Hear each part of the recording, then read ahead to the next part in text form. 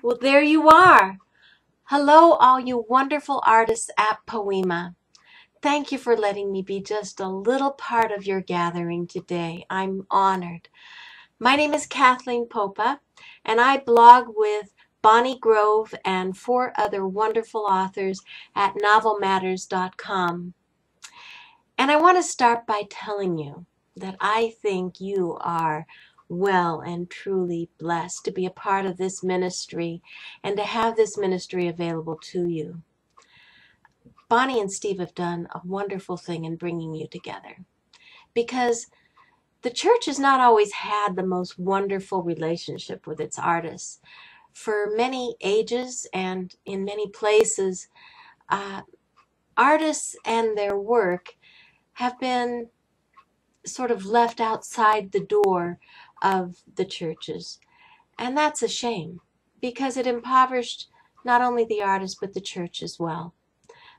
It compromised the fellowship that they could have had by bringing their work into the church and making it a part of the worship. And it also meant that there was very little in the way of guidance for the artist as to how he or she could integrate her faith and her art, or his art. And I'm sure you've had lots of discussions as to why that is, and so I won't go into a whole lot of it, except that has been for some time this concept that art's just sort of not safe. And I think there's a good reason for that. I think the reason is that, art grows out of our communion with the Holy Spirit, and the Holy Spirit isn't safe. I'm going to read to you from John 3:8, where it says, "The wind blows where it wishes, and you hear its sound, but you do not know where it comes from or where it goes. So it is with everyone who is born of the Spirit." And I think in this passage, my feeling is that he's talking about you. That he's talking about you and the way that you worship and the way that you express your thanksgiving and your praise and your longing and your questioning and your struggling through your work. That is Holy Spirit work. It's very deep work. And we're talking about you here. But I want to encourage you. I want to tell you that I see everywhere signs that things are changing in this regard. And one of the signs, my dear friends, is you. The fact that you're here gathered together at Poema and that you're creating together. But I want to tell you also about something that really excited me several months ago. I learned that Crossways Publishing had put together a commemorative edition of the 4 Holy Gospels, and commemorative to honor the 500th anniversary of the King James Bible. And to make it very special, they had commissioned a wonderful artist by the name of Makoto Fujimura to illumine the pages of the manuscript. Now this was very exciting because nobody had commissioned anybody to illumine the pages of the Bible in over 100 years. But also, it was the fact that they had commissioned Makoto to do this. Let me show you what he does.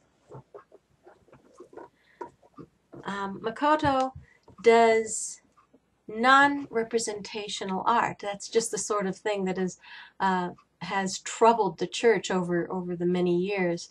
You can see that this is not a painting of Jesus knocking on the door of your heart, that this is something that's a little more open to interpretation. And it's beautiful. What he does is he uses the traditional Japanese painting technique called Nihanga, and he blends it with modern art techniques and sensibilities to create something beautiful, just really wonderful. And I knew that this Bible was going to be very special, and I was so very blessed because the ladies in my blog went together and they bought this book for me. Bonnie may have shown you the picture of me hugging it to myself like it's my dearest friend, and that's exactly how I felt when I got it. I was so excited. But I want to tell you the kinds of things that can happen when you bring worship together with your art. Because I think when you look at the work of an artist, whether it's a novel or a painting or a piece of music, that you're not just seeing the thoughts of the artist, and you're not just seeing even through that artist's eyes, because I think that the artistic process is very mysterious, and I don't think even the artist always understands it. I think what you're seeing is through the heart and spirit of the artist.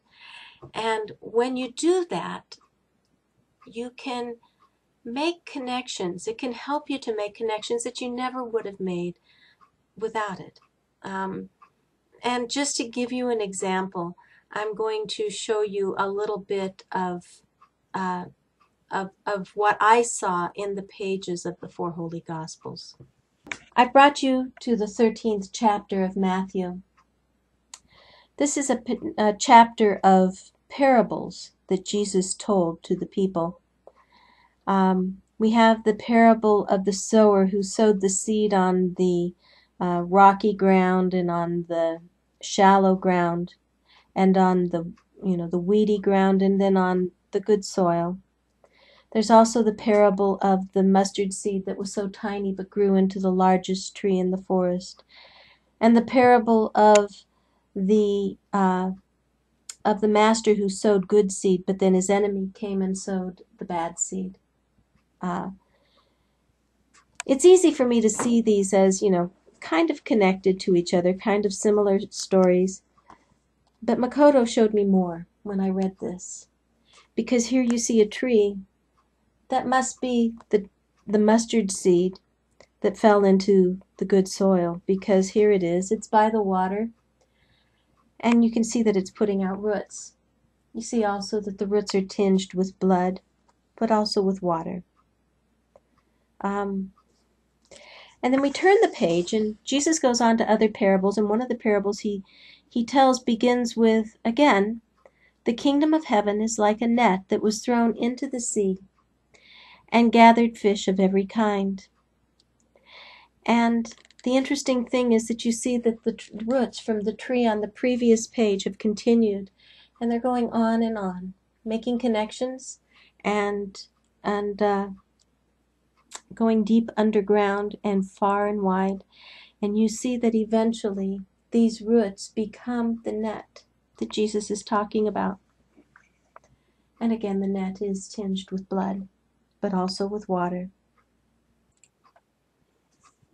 So at the end of this chapter, the disciples asked Jesus, "Why do you speak to us in parables? Why parables, Jesus?" And he says something funny. He says, "So that some will hear and not understand, and see and not perceive." Strange thing. And I think that part of what he is saying is that we are supposed to struggle, that things aren't always supposed to be right on top, because it's in the struggling that we become who he is making us to be. We're supposed to wrestle with this Bible, and we're supposed to argue with it when it seems the right thing to do, and we're supposed to reach through it and dig our fingers into the soil of it and express into it our longing and our questions and listen for the answers. And it's a long process, and it's a deep spiritual process, and it's an artistic process. And I think that what happens when we do this, when we dig our fingers into this soil, is that art comes out. That's what happens. And hooray for you. Hooray for you coming together in Poiema. I'm so proud of you and so pleased for you, and you make me happy. Thank you again for all that you do. Bye-bye.